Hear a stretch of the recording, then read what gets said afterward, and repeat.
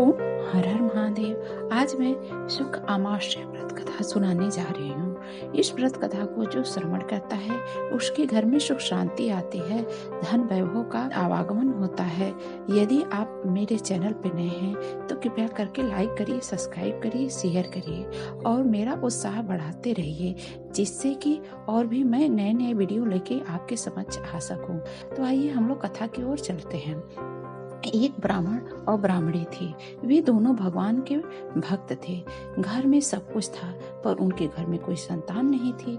वे अति दुखी रहते थे। एक दिन अपनी स्त्री से वन में तपस्या करने जाने के लिए कहा।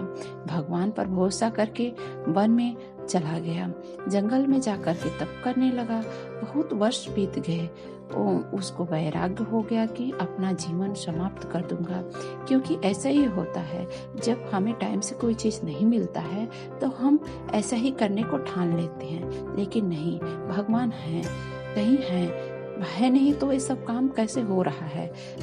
इतनी सारी प्रकृति हमको सब कुछ लाके दे रही है। यदि भगवान नहीं होते तो आज क्या होता। इसलिए भगवान पर भरोसा बनाए रखिए। इस प्रकार सोच करके वह पेड़ के डाली पर फांसी लगाने के लिए फंदा लटकाया, मरने को तैयार हो गया।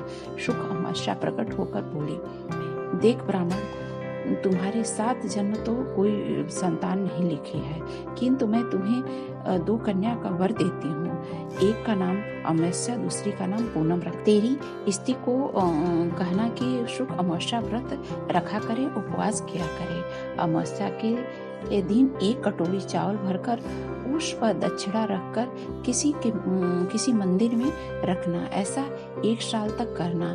1 कटोरी चावल सहित दान करते रहना।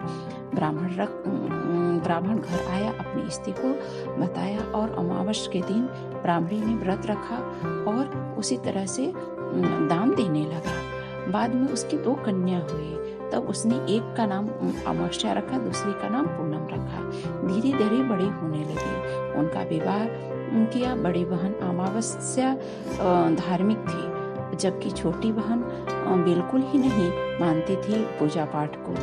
बड़ी घर में संपन्न था, सब कुछ भंडार भरे हुए थे, पर छोटी बहन के घर में दुख का अपरंपार था। जब बड़ी बहन अमावस्या को छोटी के हमारी बहन बहुत दुखी रहती है, उसके घर में कुछ नहीं है खाने को, तब अमावस्या गाड़ी भर करके सामान छोटी बहन के यहाँ, पूनम के यहाँ पहुँचा दिया। शुक्ल अमावस्या का व्रत तुम भी किया करो, अपनी बहन को सलाह दिया और कहा कि पूजा पाठ करके उपवास किया करो, जिससे तुम्हारे घर में भी सुख समृद्धि का भंडार भरेगा। 1 साल तक चावल का कटोरी भरकर दक्षिणा दान करना। पूनम आए तो तुम दिनों दिन भी घर में धन धान भरा रहेगा और संतान की वृद्धि होगी। इस प्रकार भी जो कुछ अमावस्या व्रत रखता है उसके घर में धन भरा रहता है। पुण्य में भी ऐसा करना शुरू कर दिया। उसके घर में भी अमावस्या माता ने, शुक्ल अमावस्या माता ने संपूर्ण भंडार भर दिया। यह कथा आपको जान के कैसी लगी?